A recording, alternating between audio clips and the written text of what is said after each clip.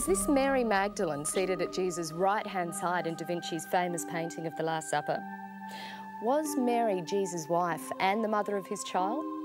Was Mary indeed the Holy Grail? Well, that's the romantic story you'll find in Dan Brown's novel The Da Vinci Code, the best-selling thriller that's raised many eyebrows and questions. Maybe Dan Brown has touched a nerve by presenting a powerful female figure in Mary Magdalene.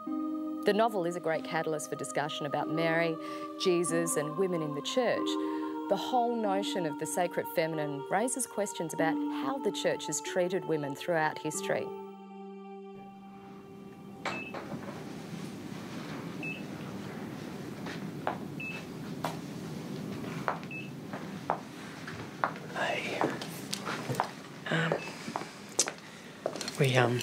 We just got the results back from the lab, and I don't know how much time she has left.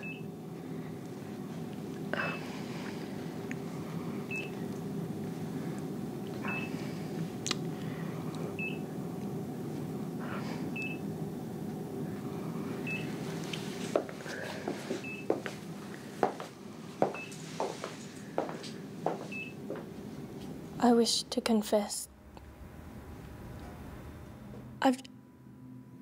I've done lots of bad things, but I guess the point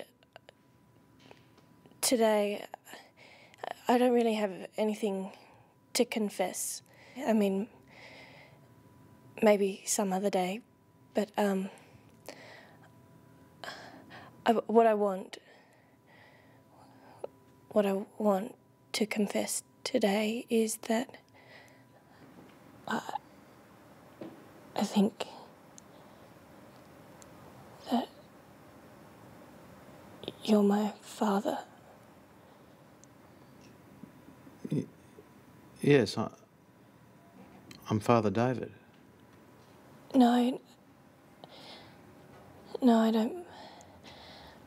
I don't mean as in a priest father. I mean, I think you're my actual father. What? I think I'm your daughter.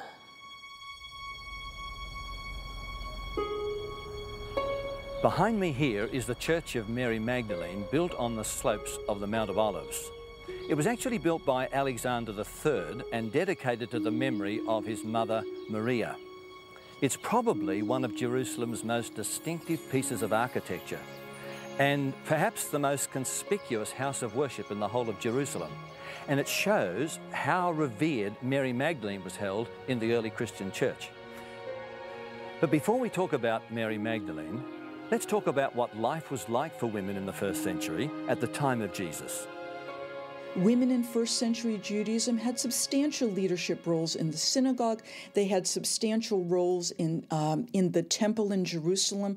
They appeared in public. They owned homes. They had their own money.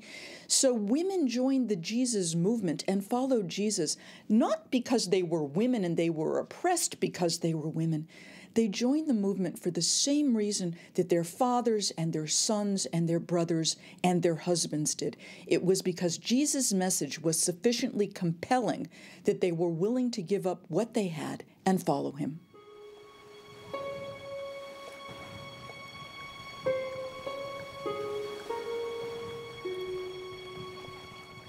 Mary Magdalene got her name from the little village of Magdala that was once situated here on the western side of the Sea of Galilee. The Gospel of Luke says that she was a sinner whose life was completely turned around by Jesus. The Gospels record that she was a sinner. The Gospel of Luke tells us that she was possessed by 7 demons. Obviously, there was a great change that took place in her life. And by the way that she shows her gratitude to Jesus, it's clear that Jesus made a big difference in her life. It's very clear that the spiritual part of her life is important to her, and that once Jesus exorcises the demons out of her life, she's going to be his follower. Mary is one of a small group of women who are among Jesus' closest followers, including the disciples. She appears only once during Jesus' entire public ministry prior to his last hours. She appears, this one time she appears is in Luke chapter 8, where she's named with two other women, Joanna and Susanna.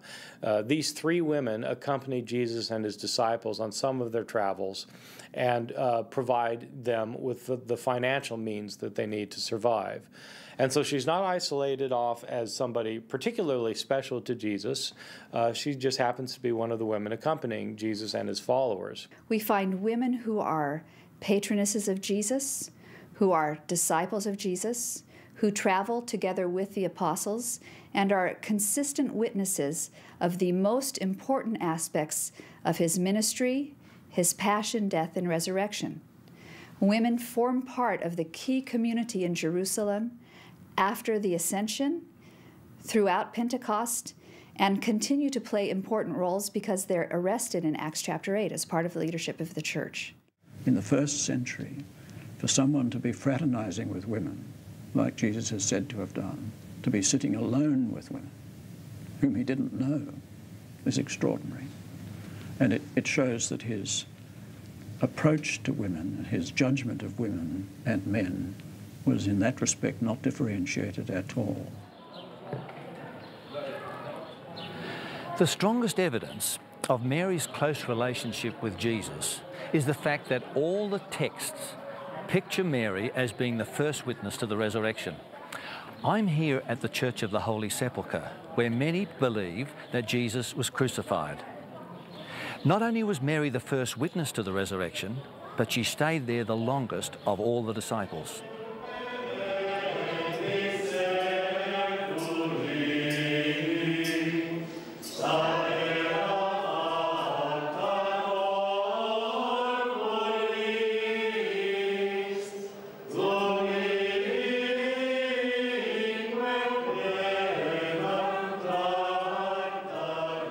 Mary returned the next day with Mary, the mother of James, and Salome to anoint the body of Jesus. When they arrived, the tomb was empty. The body was gone. Then very early Sunday morning, Mary was the first witness to the resurrection. Jesus appears to her at the tomb in the garden, and he says, "Go and tell my brethren that I have risen." The text then says that Mary Magdalene goes and she says to them, "I have seen the Lord, and these are the things he told me." That scene very early gave rise to the tradition that Mary was indeed an apostle. She was commissioned by the risen Jesus to go and tell the word, and that's the qualification for an apostle. If she's the first to proclaim Jesus was raised from the dead, you could make the argument she's the one who started Christianity. If Christianity is the belief in Jesus' death and resurrection, and she's the first one to proclaim it, well, she would have started the entire religion, which means she'd be hugely important.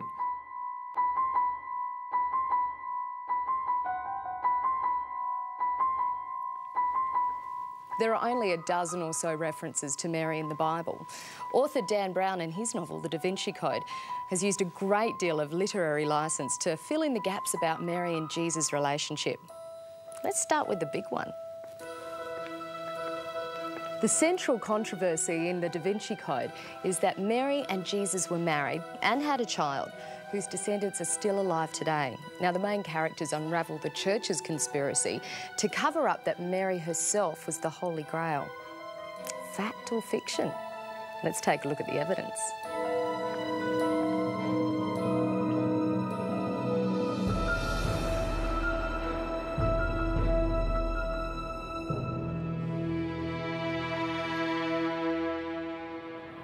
Dan Brown claims that the source for the idea that Jesus and Mary were married comes from the Gnostic Gospels. The Gnostic Gospels are that set of 52 philosophical and religious texts that were discovered in Nag Hammadi in 1945. The texts are controversial, and many scholars have rejected them outright. Writers such as Dan Brown and others before him have drawn on these texts to embellish a physical relationship between Jesus and Mary. In the Gospel of Philip, there is a passage that says that Jesus loved Mary. It just says Mary. We think this is Mary Magdalene. That Jesus loved Mary a great deal and kissed her on the... and the word is missing in the manuscript. There is a tear in the manuscript of the Gospel of Philip, and the word for where he kissed her is missing. Now, the standard guess is that it's on the lips, but it could have been on the elbow. The word is not there. So it is possible, but it is not provable, that Jesus is thought by the Gospel of Philip, 3rd century document that may have had no historical evidence to base it on, that Jesus used to kiss her and that the other disciples were envious of her closeness. In the Da Vinci Code, we're told by Sir Lee Teabing that the Aramaic term actually means spouse. Pity the Gospel of Philip isn't written in Aramaic. Most Gnostics were profoundly ascetic. So as far as the Da Vinci Code goes, I mean, it is really mixing apples and oranges to say, oh, those early Gnostics, they really had an insight into Jesus. And by the way, Jesus was married. No. Early Gnostic Christians would be breaking out in a rash over the idea of Jesus being married and having sex. Oh, no, we can't go there. And having children, absolutely not. No, that would not be a Gnostic theology. The Bible makes no claim as to whether Jesus was married or otherwise. But what about the claim that it was customary for most Jews at Jesus' age to be married, especially if they were rabbis? There are many who would make the claim that all Jewish men had to have been married. Jesus, as a Jew, therefore must have been a husband to someone. But that's a very bad view of history. In the 1st century, Judaism did have celibate groups. The people living at the Dead Sea apparently were not married. We know of a Jewish community in Egypt in which men and women lived celibate lives, joining together for common meals, so that Jesus need not have been married and still yet may well have been, and I think was, a completely faithful Jew. The overwhelming evidence is that Jesus did not marry. Not because he thought anything was wrong with marriage, not because he was afraid of sex or anything like that, but because marriage in that world is not a romantic union between a man and a woman. Marriage is a legal and social arrangement between two families. And it means setting up a household. It means getting involved in worldly things, which for most people was good. But Jesus, with his prophetic vocation, saw that he just didn't have time for that. He didn't have the energy for it. And I think that that's the correct portrayal of Jesus, and we get that in the Gospels. If he had had one, I suppose someone in the Newer Testament would have written something about that. He would have made declaration about it. He would have made sure that people took care of his wife. At the end, remember, he asked John to take care of his mother, and he asked his mother to take care of John. There was something about a family, filial relationship there. I think if he were married, he would have said, somebody look after the missus. I think you're my actual father. What? I think I'm your daughter. Who are you? Why are you making these accusations? I'm not. I'm sorry, this is a mistake.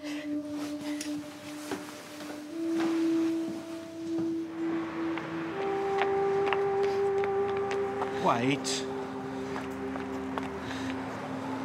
Look, if you're going to come into my church and make these accusations, at least tell me who you are.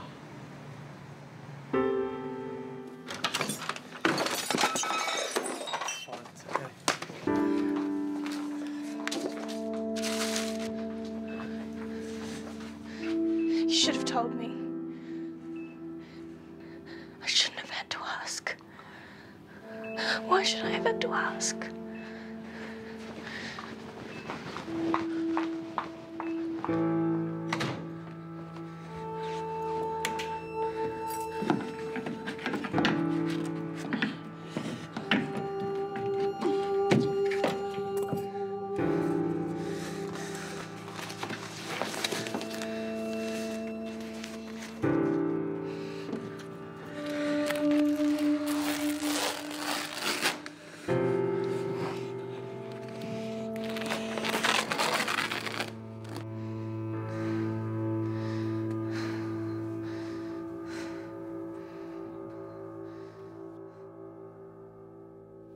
In Dan Brown's storyline, Mary and Jesus had a child, Sarah, whose descendants are still living today and linked to French royal bloodlines.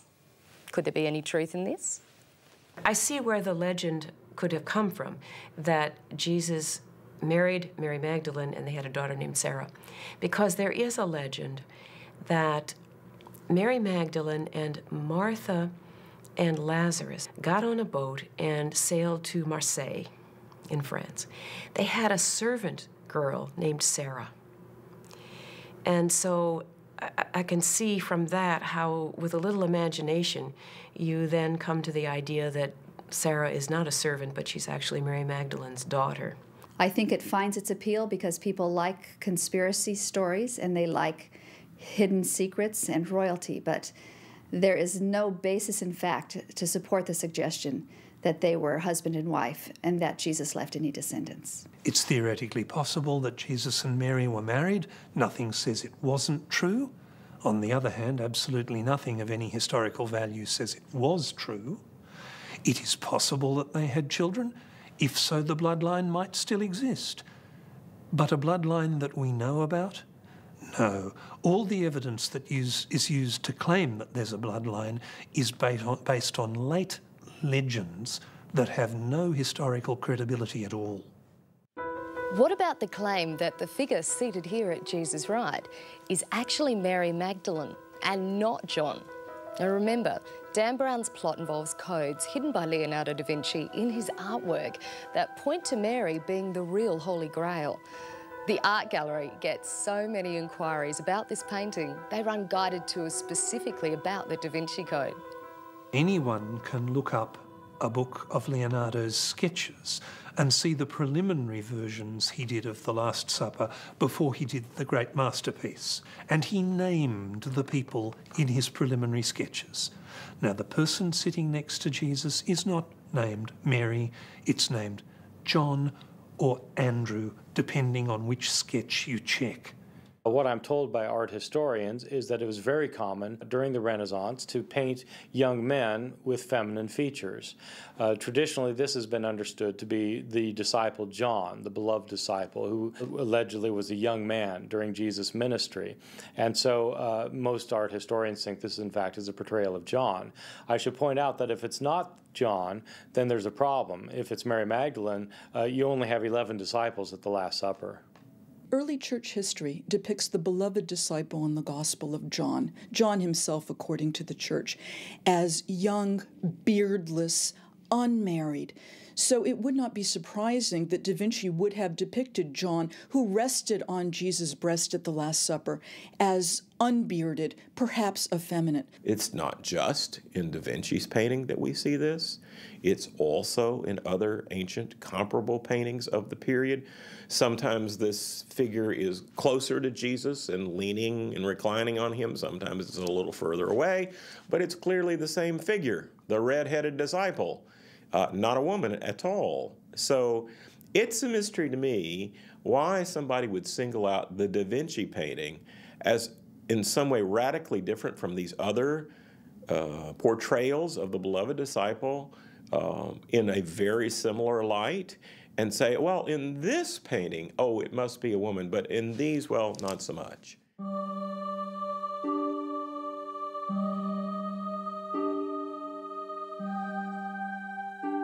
And that brings us to another one of Dan Brown's theories, that Mary herself was the Holy Grail. Well, to explore this, I'm here in Scotland at the magnificent Rosslyn Chapel.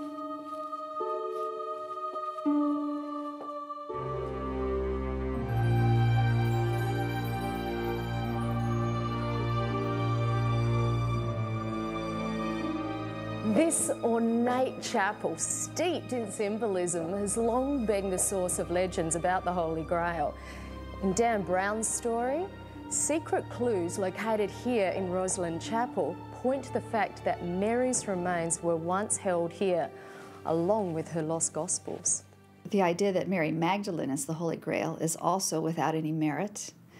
I think that the Holy Grail, of course, really refers to the cup. I think the traditional understanding of the sharing of a single cup among Jesus' followers really finds far greater support, for example, in the practices of shared communion meals or community meals among Jewish groups in the first century. We need to look at the parallels from Jewish life to understand the significance of a single cup shared among a group of 10 or more disciples, parallels that we find, for example, in the Dead Sea Scrolls in the practice of the community at Qumran. In the Da Vinci Code, sexual rites that celebrate the sacred feminine were described as being part of the Christian lifestyle in Jesus' time. The sacred feminine is the admiration of female power and beauty, just like ancient fertility rites. Certainly many ancient religions had goddesses, had aspects of fertility in their cults, which we really don't know much about. Sometimes we have the language and we're really not sure what those fertility cults did, though certainly some cults had sacred prostitutes, both male and female. But again, in those fertility cults, it was the sacredness of sex that was being celebrated. Sexuality is a site of incredible beauty and power, but just because it's that, it can also be a site of incredible abuse and incredible violence. And unfortunately, what often happens in situations where sex is simply seen as a means of gratifying the self rather than respect and engagement with another in a love relationship, it can be extremely abusive. And so the church, rather than seeing in wild pagan sort of ceremonies these forms of abuse that were taking place, they rather focused on physical arousal and thought that itself is bad. Physical arousal is not bad, that's how God made us. But the important thing to understand is in the 2nd, 3rd and 4th century, there was a steady decline in the way early Christians evaluated sexuality until you get to the 4th century and the 5th century, where it's pretty well taken for granted that celibacy is better. And if you want to truly live a spiritual life, celibacy's on. It's a mixture, and it's puzzling because in some cases, many people found that immensely liberating. Particularly women found it immensely liberating. Sexual celibacy, not what the divine feminine people would have led you to expect, because being celibate freed women from an endless round of childbearing, breastfeeding and raising babies. If a young woman was capable, competent and ambitious, if she was a wife and mother, she had nothing. If she was an abbess, she might end up running a monastery with hundreds of people, and that's real management skills needed there. Personally, as a woman, when I read the Da Vinci Code, I was disappointed that the answer ended up being a fertility cult of the woman goddess. That, again, classifies woman based on her biology and not on the fact that intellectually and spiritually she is co-created with man in God's image. So it's a disappointment to me to think that the great answer is some type of hidden, spring rite fertility cult taking place, because I'd rather be accepted because of my uniqueness as a woman, but also because I share intellectually and spiritually and psychologically gifts that are part of the unique identity that God has given me. I find this an unfortunate connection because, in effect, Mary Magdalene gets reduced to being Mrs. Jesus. I'd much rather look to the history of women in the Gospels and reclaim the actuality of their lives rather than have to invent something. To say that Christians are anti-sex or Christians have a negative view of sexuality is perhaps historically accurate, but is essentially theologically misinformed. It's simply not true that the Bible has a negative view of sex.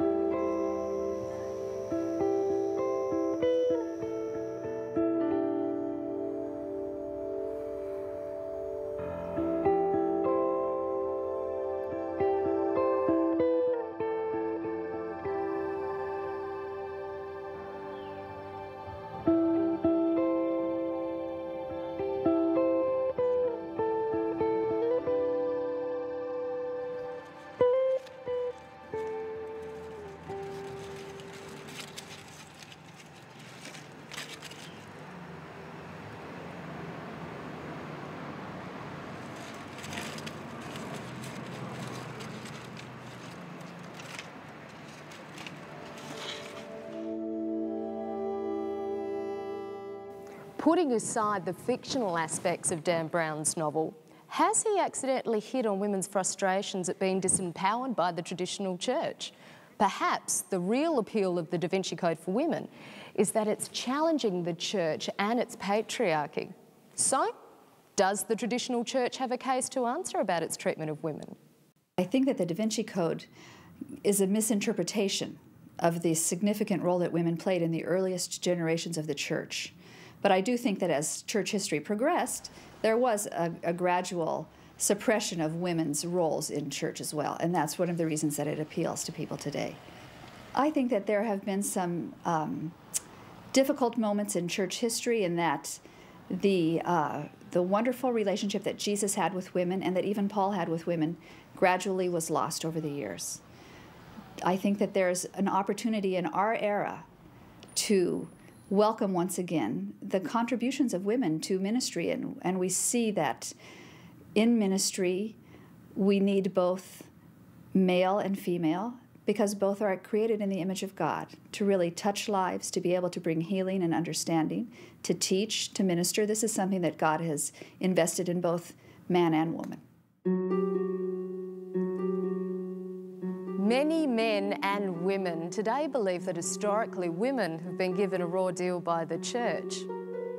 As society's changed, has the church kept up with women's changing roles today? If not, what does it tell us about the future of the church? Traditional scholarship in the New Testament has sort of neglected in a very deep way how important the role of women was in Jesus' ministry and also in the ministry of Paul. And so, by highlighting that issue, the Da Vinci Code immediately attracts more than 50% of the readers of the English language world, who are women. And I've studied this a great deal, this whole question of the treatment of women in the early church. I don't find a conspiracy. I don't find a definite pattern. I find in and out, up and down. It's individual decisions. It's particular attitudes. There are times and places in which the role of women is well respected. There are others when it is not, and there is some blatant misogynism. There's no question about that. I don't find it to be greater than what was present in the society at large. So I don't find that Christianity either particularly liberated women nor particularly oppressed women. But that doesn't mean that there wasn't plenty of oppression going on and some liberation. In the first century, we're dealing with strongly patriarchal societies in which male authority, of course, is dominant. And so it's just a very gradual deterioration in women's roles in the church. I can certainly understand why women would feel as if the church has suppressed them. But on the other hand, the New Testament itself, the Old Testament, the history of the church also records women's proactive contributions to the church. So I think that if the Da Vinci Code helps to act as a catalyst for discussion about the roles and contribution of women in the church today, it will have brought about a very important dialogue.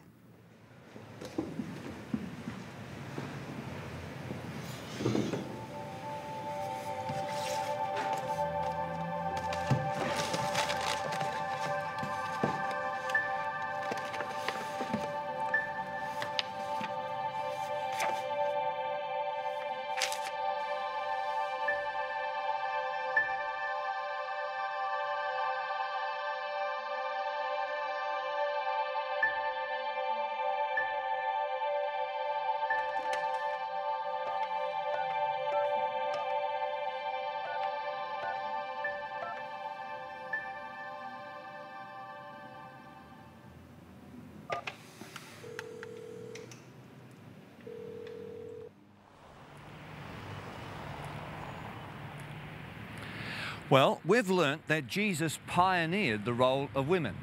In fact, they played a significant part in the ministry of Jesus and continued to do so even after the resurrection. In the beginning, God made man and woman in his own image as equals. And although history may show that from time to time the church has oppressed women, Jesus' own action shows that he believed that women were to play a very significant part in the future of the church. We have to be careful not to take Dan Brown's fictional notions too seriously. After all, he is a novelist, not a historian. But we can certainly ask why his novel has hit such a chord, especially with women. And clearly, female readers are fascinated by the idea that Mary was more powerful and more important than previously thought, and that the church had suppressed Mary's true role.